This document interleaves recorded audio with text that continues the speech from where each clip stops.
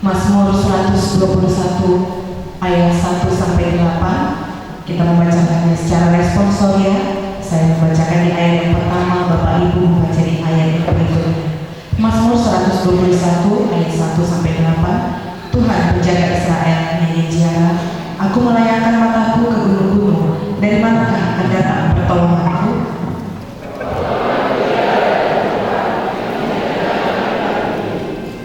Ia takkan membiarkan kakimu goyah, menjagamu tidak akan terlena.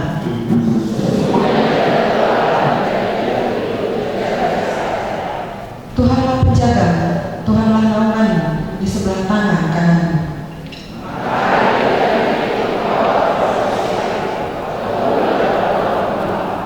Tuhan akan menjaga engkau terhadap segala kecelakaan. Dia akan menjaga nyawamu.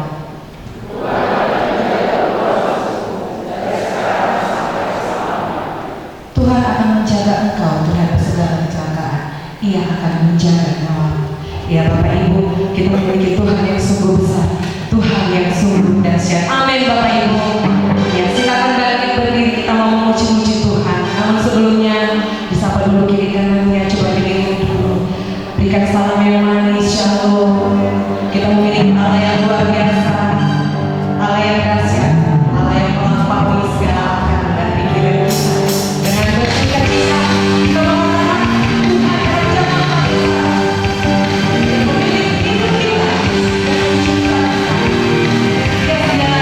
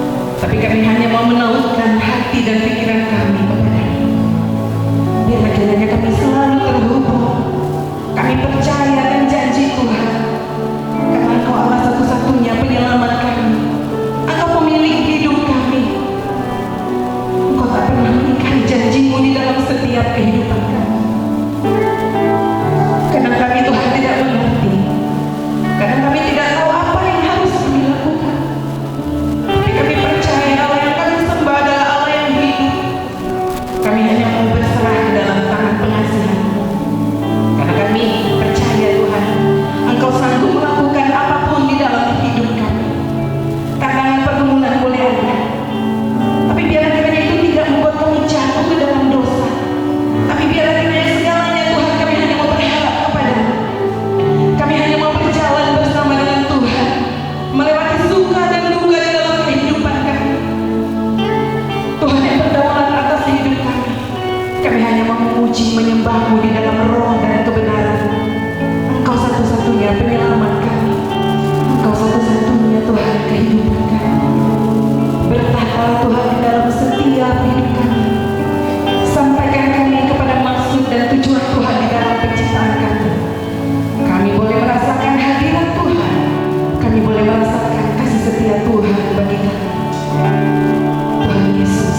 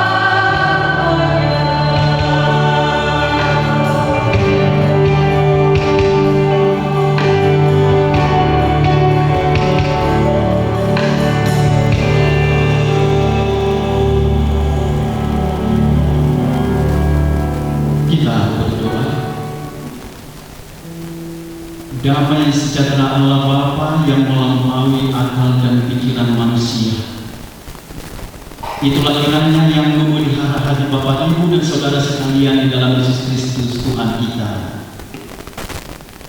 Amin. Kami minta supaya kita duduk kembali. Shalom. Bapak Ibu dan saudara yang dikasihi oleh Tuhan kita Yesus Kristus, kebenaran firman Tuhan dalam ibadah minggu raya kita pada hari ini tertulis dari kitab Injil Yohanes pasal 21 ayat 1 sampai ayat yang ke-14. Injil Yohanes pasal 21 ayat 1 sampai ayat yang ke-14. Demikian pembacaan firman Tuhan. Kemudian Yesus menampakkan diri lagi kepada murid-muridnya di pantai Danau Tiberias, dan dia menampakkan diri sebagai berikut. Di pantai itu berkumpul Simon Petrus, Thomas yang disebut Didimus, Nathanael dari Kana yang di Galilea, anak-anak Zebedeus, dan 2 orang muridnya yang lain. Kata Simon Petrus kepada mereka, "Aku pergi menangkap ikan." Kata mereka kepadanya, "Kami pergi juga dengan engkau." Mereka berangkat lalu naik perahu, tetapi malam itu mereka tidak menangkap apa-apa. Ketika hari mulai siang, Yesus berdiri di pantai, akan tetapi murid-murid itu tidak tahu bahwa itu adalah Yesus. Kata Yesus kepada mereka, "Hai anak-anak, adakah kamu mempunyai lapar?" Jawab mereka, "Tidak ada." Maka kata Yesus kepada mereka, "Tebarkanlah jalamu di sebelah kanan perahu, maka akan kamu beroleh." Lalu mereka menyebarkannya, dan mereka tidak dapat menariknya lagi karena banyaknya ikan. Maka murid yang dikasihi Yesus itu berkata kepada Petrus, "Itu Tuhan." Ketika Petrus mendengar bahwa itu adalah Tuhan, maka ia mengenakan pakaiannya, sebab ia tidak berpakaian, lalu terjun ke dalam danau. Murid-murid yang lain datang dengan perahu karena mereka tidak jauh dari darat, hanya kira-kira 200 hasta saja, dan mereka menghela jala yang penuh ikan itu. Ketika mereka tiba di darat, mereka melihat api arang dan di atasnya ikan dan roti. Kata Yesus kepada mereka, "Bawalah beberapa ikan yang baru kamu tangkap itu." Simon Petrus naik ke perahu lalu menghela jala itu ke darat, penuh ikan-ikan besar, 153 ekor banyaknya, dan sungguh pun sebanyak itu, jala itu tidak koyak. Kata Yesus kepada mereka, "Marilah dan sarapanlah." Tidak ada di antara murid-murid itu yang berani bertanya kepadanya, "Siapakah engkau?"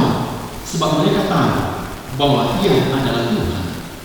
Yesus maju ke depan, mengambil roti dan memberikannya kepada mereka.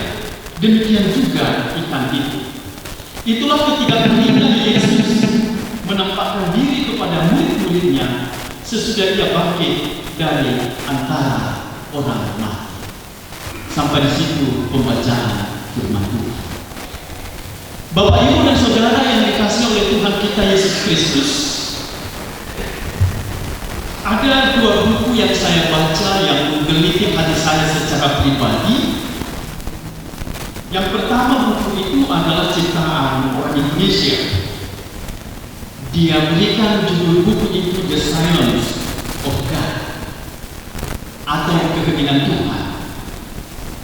Lalu salah satu buku lain yang saya baca yang hampir mirip dengan The Silence of God itu adalah karangan seorang luar yang bernama Philip Yancey.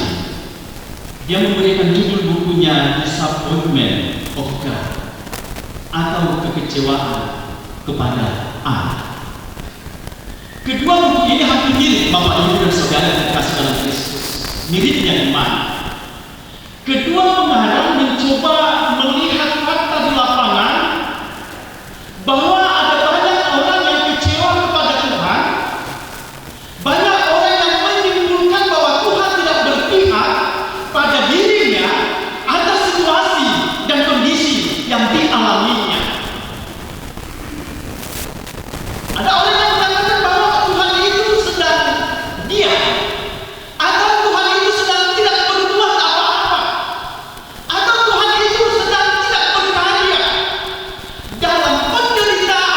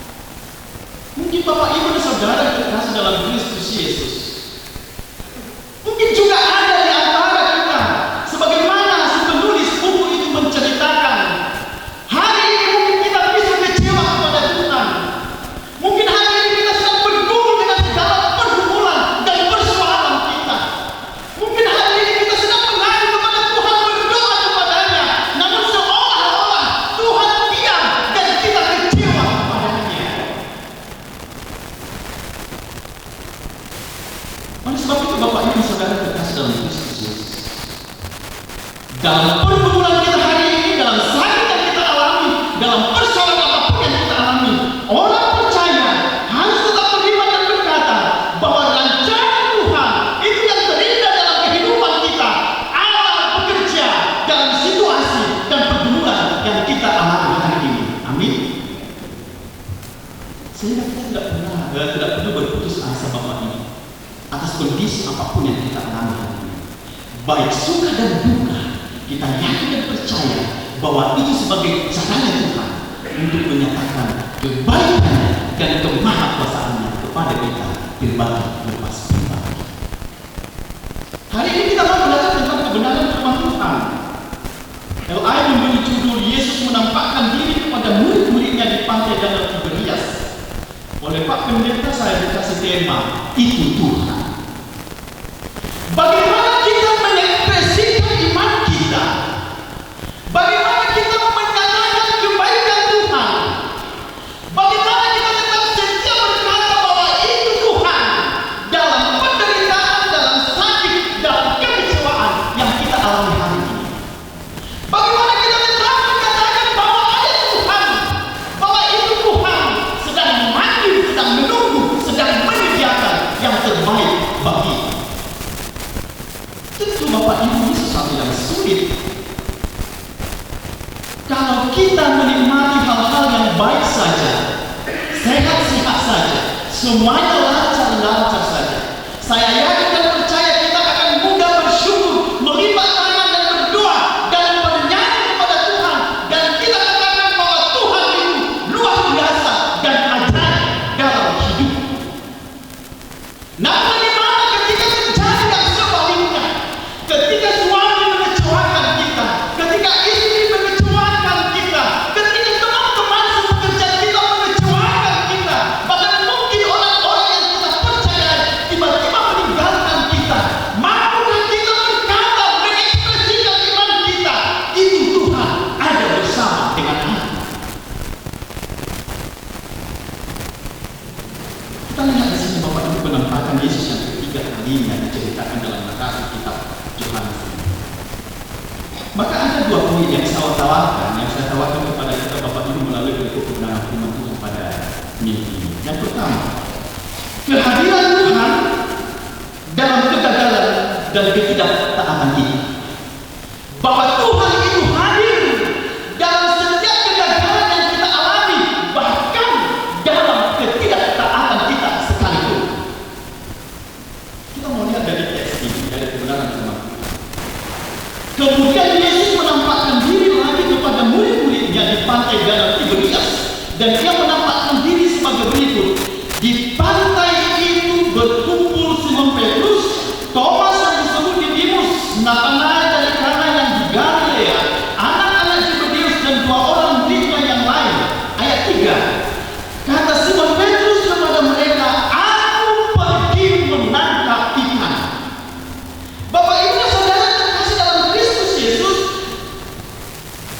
perkataan Simon Petrus yang berkata, "Aku pergi menangkap ikan," saya coba telusuri dari bahasa aslinya, dari teks aslinya, dari bahasa Yunaninya, bahwa "aku pergi menangkap ikan" itu diterjemahkan dengan kata, "aku akan pergi ke pekerjaan utamaku." Kalau kita baca Bapak Ibu Lukas pasal 5 ayat 1 sampai 11, ketika semalaman Lukas pergi menangkap ikan dan dia tidak mendapat apa-apa, lalu Tuhan katakan, "Tebarkan jalamu." Lalu ketika dia menebarkan jalannya sesuai dengan perintah Yesus dalam Lukas itu, maka Simon Petrus menangkap banyak ikan dan dia tersadar dan berkata, "Aku tidak layak mendekatimu, menghampirimu, karena aku adalah orang yang berdosa." Lalu Yesus katakan, "Hari ini aku akan menjadikan engkau menjadi penjara manusia." Lalu dalam perikop kebenaran firman Tuhan di ayat 3 ini, "Aku pergi menangkap ikan," atau "aku pergi ke pekerjaan yang layak." Apa artinya itu Bapak Ibu dan Saudara terkasih dalam Kristus Yesus? Selama 3,5 tahun kurang lebih, para murid bersama dengan Yesus melayani. Para murid meninggalkan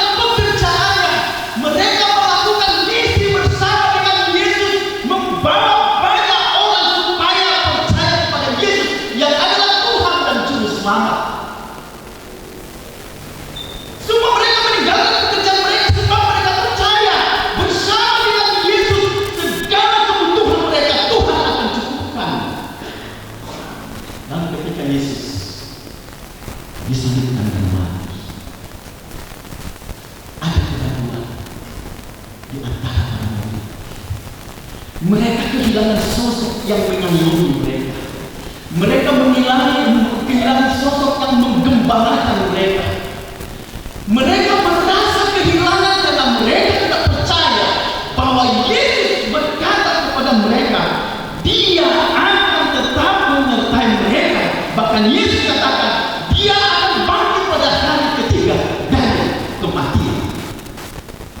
Tapi mereka tidak beriman akan hal itu. Maka ketika Yesus mati, ketika Yesus disalibkan, mereka mengalami keheminan, mereka mengalami keraguan, mereka mengalami ketakutan dan kecemasan. Ketakutan mereka yang paling utama adalah bahwa mereka sedang dikejar-kejar oleh orang Romawi. Maka mereka menutup pintu kamar di atas satu saat, lalu Yesus hadir di sana menembus pintu pada saat itu. Lalu dalam perikop ini, ketika Petrus berkata, aku akan pergi ke pekerjaan Bapakku, dalam situasi kehampaannya, dalam situasi kecemasannya, dalam situasi ketika dia tidak bisa menemukan relasinya dengan Tuhan yang telah mati dan bangkit itu, dia tidak yakin dan percaya bahwa apa yang dia katakan 3 tahun yang lalu ketika Yesus berkata, tinggalkanlah pekerjaanmu sebagai penjala manusia, aku penjala ikan, aku akan menjadikan engkau menjadi penjala manusia. Dalam perikop ini, Petrus kembali ke pekerjaan lama untuk menyambung kehidupannya, untuk makan dan minum. Tapi mana yang mau dikatakan di sini Bapak Ibu? Ini bukan sekedar pemenuhan makan dan minum, tapi ini soal komitmen untuk menggembalakan jiwa-jiwa yang Tuhan telah percayakan kepada Dia sebagai batu karang. Bapak Ibu, adakah di antara kita yang sedang kecewa? Mungkin kita kecewa kepada Tuhan, kecewa kepada pendeta, kecewa kepada gembala, kecewa kepada jemaat. Akhirnya kita meninggalkan persekutuan Tuhan.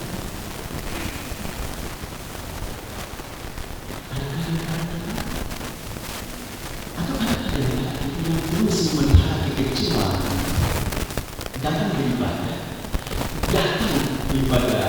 Kalau kami katakan pertanyaan ini, ibadah lingkungannya, kita tetap datang bernyanyi, datang beribadah di pertanyaan, di kebaktian dan siang, di kebaktian bapak, kebaktian ibu. Tapi kita tetap menyimpan kekecewaan itu karena kita kecewa kepada Tuhan, juga kepada saudara-saudara kita. Maka kita akan majelis bahkan mungkin pelayanan kita. Sebagai orang percaya, kita dengar dalam kekecewaan itu, maka tak melihat bahwa Tuhan tidak meninggalkan kita. Dia datang, Dia memanggil kita, Dia sedang menunggu kita supaya kita kembali dari jalan yang salah itu, datang menjumpai Dia, peka akan panggilannya, akan suaranya. Dia sedang duduk menanti kita, bahkan Dia sedang menyiapkan makanan dan roti bagi murid-muridnya. Kalau Bapak Ibu kecewa kepada saya sebagai secara manusiawi itu bisa. Tapi yang tidak bisa saya terima adalah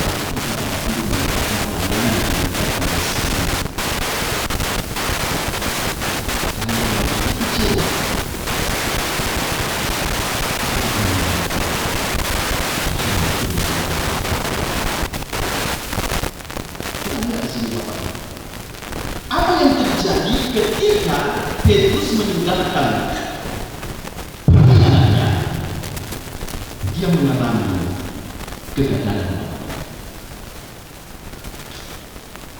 Bukan berarti Bapak Ibu setiap kegagalan yang kita alami karena kita mencoba Tuhan, tidak. Tapi di sisi lain ada juga kegagalan-kegagalan yang kita alami hari ini bisa juga sebagai wujud atau manifestasi ketika kita tidak taat kepada suara Tuhan. Banyak orang yang setia kepada Tuhan, banyak orang yang terus semangat memuji Tuhan. Dia banyak mengalami kegagalan dalam hidupnya. Ada saya tahu Bapak Ibu penatua kami, dia seorang penatua, mungkin tahun depan dia sudah pensiun. dia memiliki 5 orang anak, 3 laki-laki, 2 perempuan. 2 laki-laki sudah menikah dengan anak yang berbeda. Ada banyak orang yang mengatakan bahwa dia beriman sebagai seorang penatua.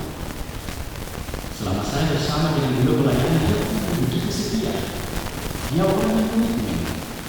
Bahkan dia adalah orang-orang yang sungguh serius berkhidmat di dunia untuk pelayanan itu. Tapi dia menikmati ketika anak-anaknya harus menikah dengan beda-beda. Itu yang saya katakan Bapak Ibu, setiap ibadah kita alami bukan berarti karena kita tidak tahu kepada Tuhan. Tapi juga ada faktornya. Ketika kita tidak tahu kepada Tuhan, kita bisa mengalami kegagalan dalam hidup. Kita lihat di sini, Petrus dan teman-teman. Aku pergi melangkah dengan mereka, kami pergi juga dengan engkau. Kita tahu ya Petrus itu memiliki karakter yang kuat. Kita tahu Petrus itu bisa dikatakan menjadi seorang leader, pemimpin. Dia memiliki sebenarnya semacam semangat yang luar biasa, semangat yang menggebu-gebu. Ketika kita tanya aku akan pergi ke pekerjaan lamaku menangkap ikan itu, datang teman-temannya yang 6 orang itu berkata, kami juga akan pergi mengikut engkau. Mereka berangkat lalu naik ke perahu, tetapi malam itu mereka tidak menangkap apa. Bapak Ibu tidak tahu apa semua pernah berprofesi sebagai nelayan menangkap ikan. Maka waktu yang terbaik menangkap ikan adalah pada malam hari. Waktu yang terbaik menangkap ikan adalah pada malam hari. Kita lihat Petrus dan teman-temannya sebenarnya memiliki skill yang luar biasa.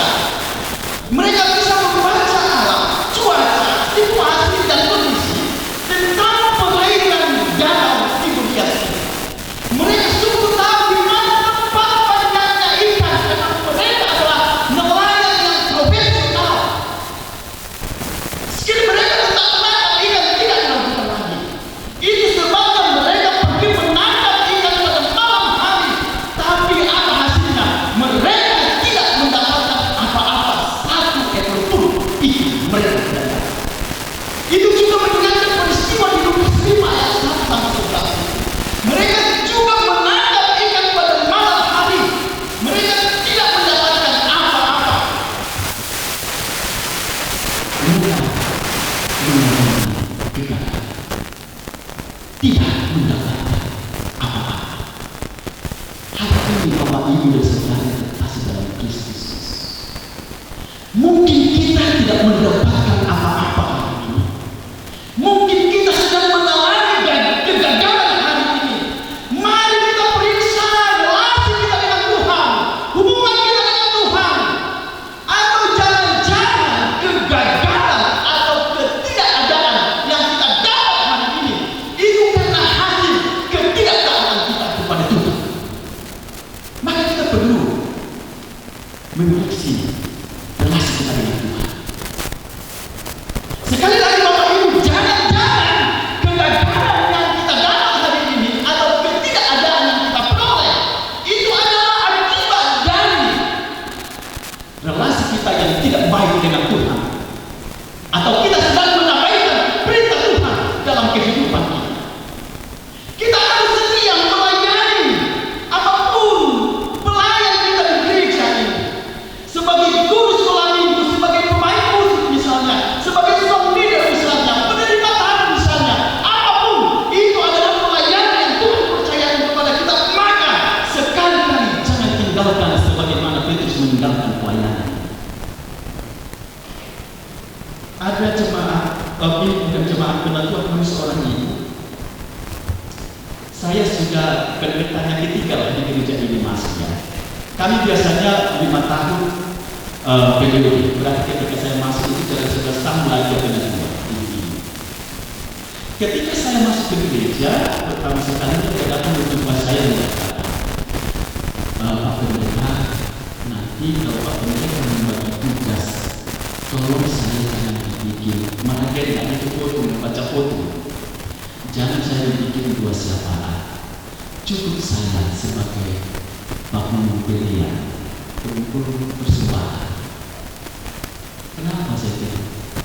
Saya tidak bisa berdoa saya sementara. Saya tidak bisa berdoa saya sementara. Saya tidak bisa fokus saya sementara. Daripada saya malu, saya biarlah hanya menunggu persembahan. Tapi saya yakin permintaan. Dan 2 tahun yang lalu dia sudah pensiun. Bapak itu sampai pensiun, mulai dari dia menerima ratusan pengaduan sampai dia pensiun, pelayanannya di gereja hanya membutuhkan persembahan. Menurut Bapak itu apakah nilai-nilai lebih kecil dari sekolah dulu, dari menerima tamu, dari sekolah dan lain sebagainya? Saya melihat nilai kualitas pelayanan yang itu luar biasa, sekalipun dia hanya membutuhkan persembahan. Bagi saya sebenarnya kata-kata itu bermakna negatif. Saya melihat itu dedikasi yang luar biasa. Di hadapan Tuhan Bapa Ibu, apapun profesi pelayanan kita hari ini di hadapannya, Tuhan menilai dari kesetiaan kita masing-masing. Tuhan menilai dari hati kita yang kita persembahkan dengan tulus kepadanya. Biarlah setiap pelayanan-pelayanan yang Tuhan sudah percayakan kepada kita dengan karunia-karunia kita yang berbeda. Ketika kita mengalami kekecewaan dalam relasi kita dengan Tuhan, dalam relasi kita dengan jemaat, sekali-kali jangan pernah tinggalkan Tuhan dalam persekutuanmu, dalam pelayananmu. Tetaplah setia, jangan kembali ke pekerjaan lama yang tidak Tuhan inginkan dari kehidupan kita. Kita lihat apa terjadi bagi Petrus. Petrus tidak mendapatkan apa-apa, tidak mendapatkan apa-apa di sini sebenarnya bisa menunjukkan adanya relasi yang tidak baik dengan Tuhan. Kalau kita Bapak Ibu sebagai orang percaya, kalau tidak ada memiliki relasi yang baik dengan Tuhan, hidup kita akan hampa. Hidup kita akan kosong. Maka bersyukur untuk setiap pelayanan yang Tuhan percayakan kepada kita hari ini.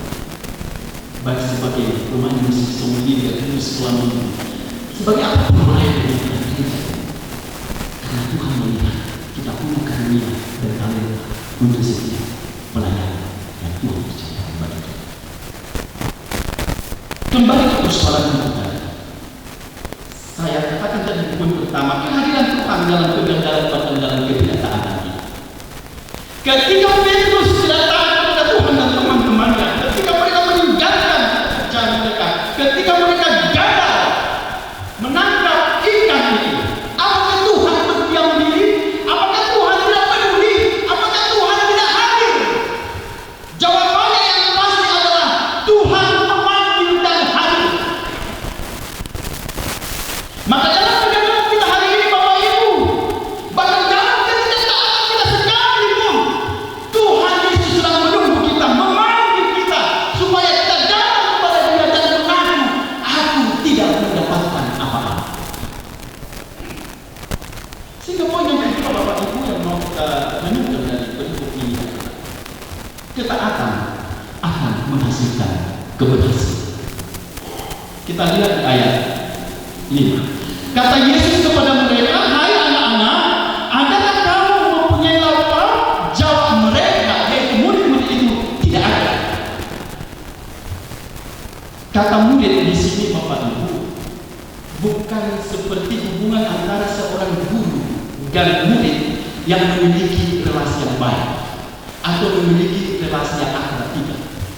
Tetapi ketika Yesus katakan di sini anak-anak, itu menunjukkan bahwa ada semacam jarak di antara murid dan Yesus.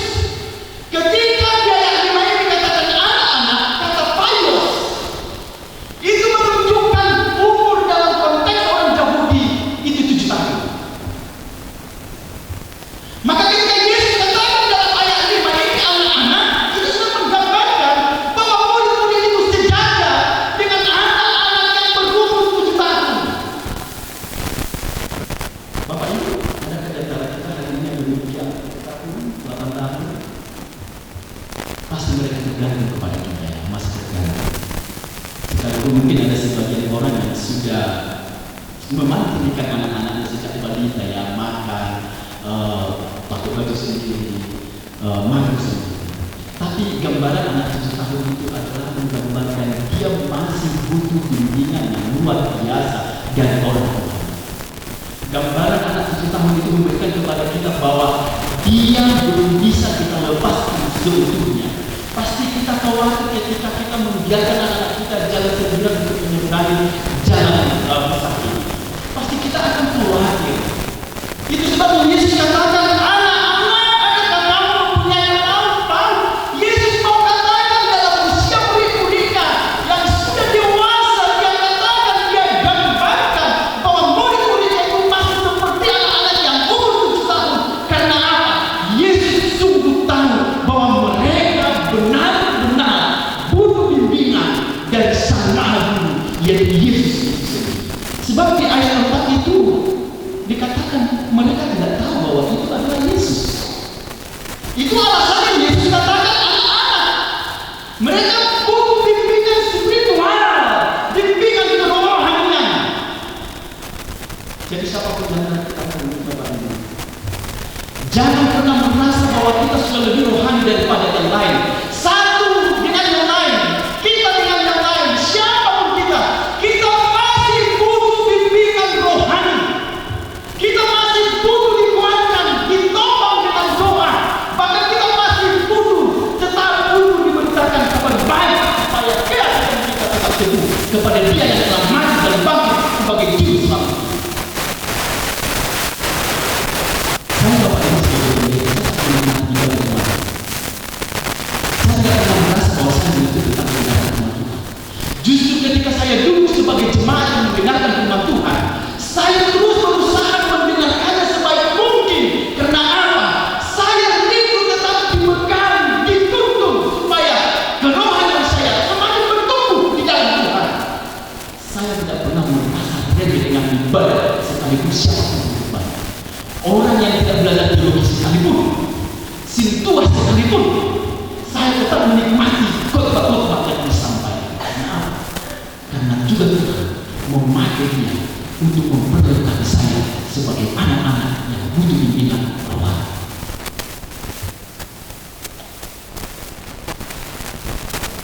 Bagaimana sekarang kan dalam Tuhan? Karena dengan profesi, titel, kependidikan yang dia miliki, mendengarkan orang yang tidak belajar firman Tuhan, penyatua, merasa tidak nyaman lagi kan? Merasa sudah lebih hebat, merasa lebih tahu. Wah, aku sudah S3 dari luar negeri. Aku sudah begini sekolahku. Masa sentuh yang berkorban? Ada, pernah juga saya seperti itu. Bukankah kita tahu dengan rendah hati siapapun Tuhan pakai untuk memberkati kita? Kepada anak-anak kecil sekalipun, ketika ada banyak orang yang melarang anak kecil datang kepada Yesus, Yesus katakan, kita harus belajar dari mereka. Karena itulah anak-anak itulah yang punya kerajaan surga. Kepada anak-anak yang tidak mengerti apapun Tuhan suruh kita untuk belajar. Maka ketika Yesus katakan anak-anak, adakah kamu mempunyai lauk pauk? Jawab mereka, tidak ada. Bapak Ibu, kenapa tertarik kita mempelajari kata tidak